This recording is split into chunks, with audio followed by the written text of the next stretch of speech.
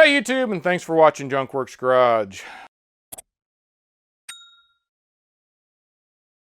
I've been doing videos for a little over 10 years now. In that case, a lot of my first videos that still, I think, have pretty good information in them are not being watched at all because YouTube, they're just too old for YouTube to want to use them, I guess, or put them up on their lists. Also, YouTube is not paying all that well, so hit that thumbs up and subscribe and all those good things. I appreciate it very much.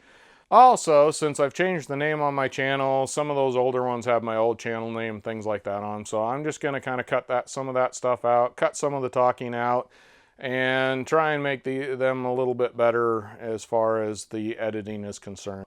Without further ado, I hope you enjoy my older video here. I got one of these EdenPure, what are they? Quartz infrared portable heaters. I actually picked it up on the side of the road to scrap it, and I brought it home and plugged it in because I always test things to see if they work.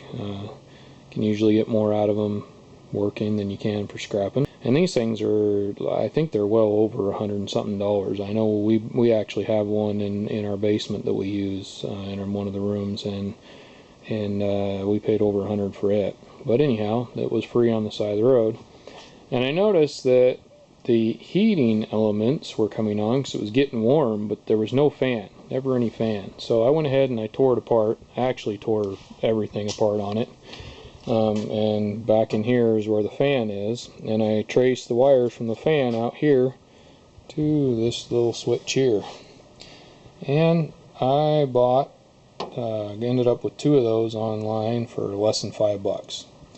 So anyhow, I plugged that in and it fixed it. The fan's working, heat's on, so I just got basically $100 and something heater that I got to put back together here, and I got it for free. And I actually will probably use it in our house because during the winter it can get a little bit chilly in some of the rooms that we don't want to heat as much. So shows, keep your head on a swivel, look around, and not everything is broken just because it doesn't work. It may be broke for a while, but two little screws and $5 later it's working like a charm. If you got it free on the side of the road, it's definitely worth to check it out.